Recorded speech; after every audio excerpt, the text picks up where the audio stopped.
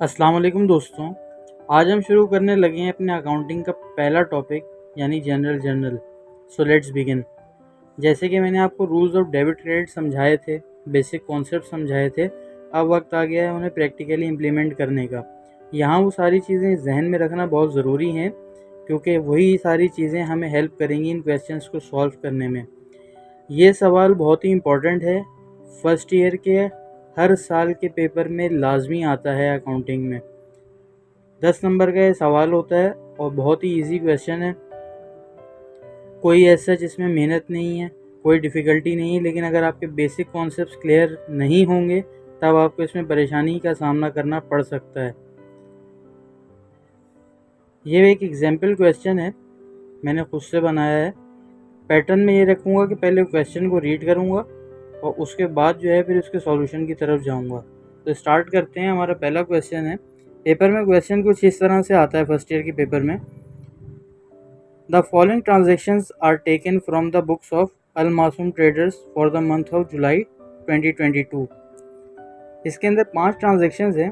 पहली ट्रांजेक्शन है, owner invested cash in the business 2 lakh rupees. पहली जून की ट्रांजेक्शन है। 5 जून की ट्रांजेक्शन है, परचेज मर्चेंडाइज ऑन कैश 20,000। अच्छा, यहाँ पे एक कंडीशन और भी हो सकती है, अगले सवालों में देखेंगे, लेकिन अभी बता देता हूँ। परचेज मर्चेंडाइज ऑन क्रेडिट भी हो सकता है, तो उसका ट्रीटमेंट थोड़ा डिफरेंट होगा। सोल्ड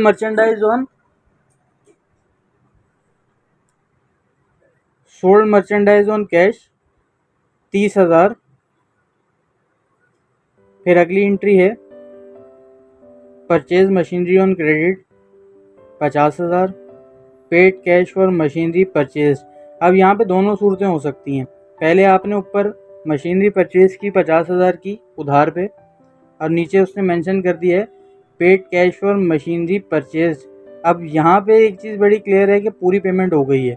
अगर पार्शियल पेमेंट होती है, उन 50,000 में से वो कुछ सर्टेन अमाउंट पे करता तो वो यहाँ पे मेंशन कर देता। इसका मतलब ये कि पूरी पेमेंट हो गई है। Purchase office supplies ₹5,000।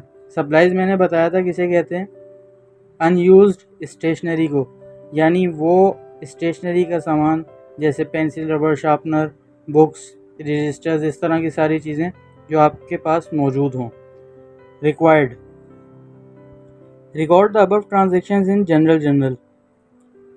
Set up necessary ledger accounts. अच्छा, फर्स्ट ईयर के लेवल पे जो सवाल आता है यूजुअली इन दोनों चीज़ों पे ही बेस कर रहा होता है। ये जो prepare a pre closing trial balance है, ये मैंने एडिशनल रिक्वायरमेंट खुद से डाली है क्योंकि ये भी इसका पार्ट हुआ करता था पहले किसी ज़माने में, अब नहीं है, लेकिन मैं फिर भी आपको ये सिखा दूंगा। इसके अंदर तीनों रिक्वायरमेंट्स के ऊपर सेपरेट वीडियोस बनाऊंगा। आज की वीडियो में हम कवर करेंगे फर्स्ट रिक्वायरमेंट, यानी कि recording the above transactions in general journal. अब इसको सॉल्व करने के लिए सबसे पहले रिक्वायरमेंट्स है कि हमें इसका स्केच बनाना आना चाहिए बहुत अच्छे से। तो हमारे पास इसका स्केच कुछ इस तरह से बनता है कि सबसे पहले हमारे पास ये आएगा डेट का कॉलम, डेट, पर्टिकुलर्स,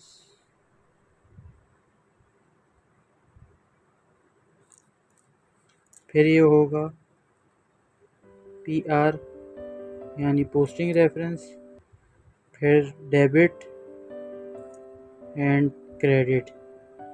यहाँ वो वाली सारी चीज़ें इम्प्लीमेंटेशन में आना शुरू होंगी जो रूल्स ऑफ डेबिट क्रेडिट मैंने समझाए थे, 5 हेड्स ऑफ फाइनेंशियल अकाउंटिंग समझाए थे, और जितनी भी बेसिक चीज़ें समझाई थी मेजॉरिटी कॉन्सेप्ट यहाँ पे यूज़ होने शुरू होंगे। तो हमारे पास क्वेश्चन की रिक्वायरमेंट के अंदर सबसे पहली चीज़ थी इदारे का नाम, अल मासूम ट्रेडर्स। तो क्वेश्चन शुरू हम इस तरह से करेंगे कि सबसे पहले ऊपर आएगा इदारे का नाम, मैसर्स अल मासूम ट्रेडर्स। ठीक है जी। उसके बाद जनरल जर्नल, और आखिरी चीज़ आएगी क्योंकि जून 2020 का था तो for the month of June 2022। ठीक है जी, अब ट्रांजेक्शन्स को देखना शुरू करते हैं और वन बाय वन सॉल्व करना शुरू करते हैं। पहली ट्रांजेक्शन है 1 जून की। Owner invested cash in business 2 lakh rupees. अब कैश है, बिजनेस में आया, कैश है हमारा असेट। गोइंग कंसर्न प्रिंसिपल को, सॉरी, बिजनेस एंटिटी प्रिंसिपल को अगर जहन में रखें तो ओनर एक अलग चीज़ है और बिजनेस एक अलग चीज़ है। हम यहाँ पे सारी ट्रीटमेंट करेंगे बिजनेस की। तो बिजनेस में कैश आया, कब आया? जून 2022 की पहली तारीख को क्या आया बिजनेस में? कैश। कैश असेट है, कैश आया, असेट बढ़ा तो कैश हो जाएगा डेबिट 2 लाख रुपए से। और क्योंकि ओनर इक्विटी इंक्रीज हुई है, कैपिटल आया है बिजनेस के अंदर, मैंने ओनर इक्विटी में बताया था कि फ़िलहाल ये याद रख लें कि इसे कैपिटल के नाम से ही आपको मिलेगा ये। तो कैपिटल बिजनेस में आया तो कैपिटल अल मासूम ट्रेडर्स क्रेडिट 2 लाख रुपए से। और इसकी नरेशन आ जाएगी, ये भी लिखनी ज़रूरी होती है, to record investment of owner. उसके बाद यहाँ पे एक लाइन, और ये हमारी फर्स्ट एंट्री कंप्लीट हो गई। ठीक है, इसी तरह से अब दूसरी एंट्री देख लेते हैं। दूसरी ट्रांजैक्शन हुई है 5 तारीख को, परचेज मर्चेंडाइज ऑन कैश 20,000। अच्छा, मर्चेंडाइज का वर्ड, गुड्स का वर्ड जब कभी भी आएगा तो ये चीज़ आपको समझ लेनी है कि ये वो माल है जो उसने बेचने के लिए ख़रीदा है। और इस तरह की कंडीशन में हम एक वर्ड यूज़ करेंगे और वो वर्ड है परचेजेस। जिस माल को बेचने के लिए ख़रीदा जाएगा उसके लिए हम हमेशा एक ही टर्मिनोलॉजी यूज़ करेंगे थ्रू आउट अकाउंटिंग, और वो है परचेजेस। अब माल जो है वो 5 तारीख को जून की बिज़नेस में आया, यानी परचेजेस। क्या हुआ? माल क्या है हमारे पास? मर्चेंडाइज है, असेट हमारा। तो असेट बढ़ा तो डेबिट, परचेजेस डेबिट 20,000 रुपये से। और आपने ख़रीदा किस पे है? कैश पे। तो कैश आपके पास से असेट है, चला गया, असेट डिक्रीज़ हो गया। जब डिक्रीज़ होता है तो क्रेडिट होता है, और ये 20,000 से क्रेडिट हो गया। To record purchase of merchandise या गुड्स। दूसरी एंट्री कंप्लीट हो गई। तीसरा ट्रांजैक्शन हुआ 8 तारीख को, सोल्ड मर्चेंडाइज ऑन कैश 30,000 रुपये से। अब आपने जो मर्चेंडाइज ख़रीदा था उसमें से आपने 8 तारीख को कुछ मर्चेंडाइज बेच दिया। अब यहाँ पे चीज़ है देखने वाली, वो ये है कि मर्चेंडाइज आपके पास से चला गया, असेट कम हो गया, तो आपके पास उसके एवज कुछ आया। सबसे पहले तो आपके पास आया कैश। कैश पे आपने बेचा तो कैश डेबिट हो गया, और इसका अमाउंट देख लेते हैं। 30,000 रुपये से कैश आपके पास डेबिट हो गया क्योंकि आपने बेचा है। और रेवेन्यू हमने एक हेड पढ़ा था फाइनेंशियल अकाउंटिंग के हेड्स में, वो क्या था? रेवेन्यू कहते हैं जब रेवेन्यू बढ़ेगा तो क्या होगा? क्रेडिट। रेवेन्यू बढ़ गया है तो यहाँ पे रेवेन्यू नहीं आएगा क्योंकि हम इसको सेल्स के नाम से रिकॉर्ड करेंगे। तो सेल्स क्रेडिट 30,000 रुपये से। To record sales of goods. Narration आप कुछ भी लिख सकते हैं जो रेलिवेंट हो, उसके साथ एक लाइन की एक्सप्लेनेशन होनी चाहिए जो सिंपल एक नॉन अकाउंटिंग पर्सन को समझ में आ जाए। सिर्फ नरेशन का पर्पस ये होता है यहाँ पे। चौथी ट्रांजैक्शन है 15 तारीख को, परचेज मशीनरी ऑन क्रेडिट। यहाँ पे थोड़ा सा चीज़ें चेंज होना शुरू हो जाएंगी।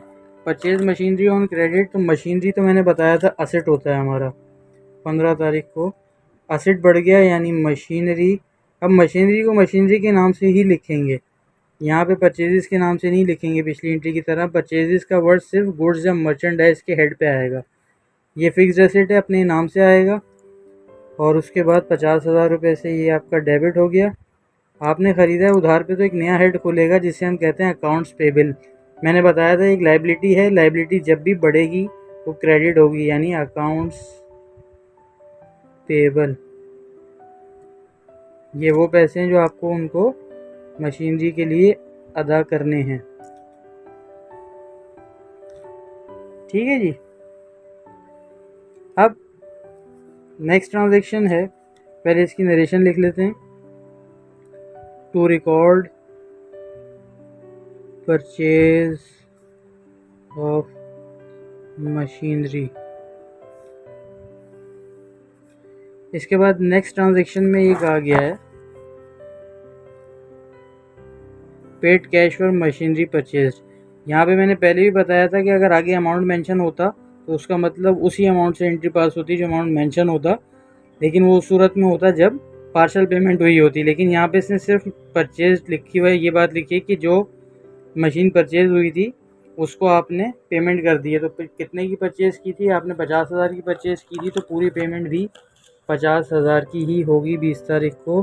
तो अब पेमेंट हो गई कैश से, कैश तो गया चला, और आपके पास लायबिलिटी एक बढ़ गई थी, अब डिक्रीज़ हो गई। तो सबसे पहले डेबिट होगी लायबिलिटी यानी accounts payable debit,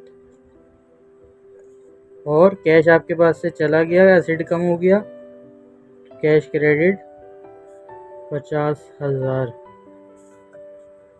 to record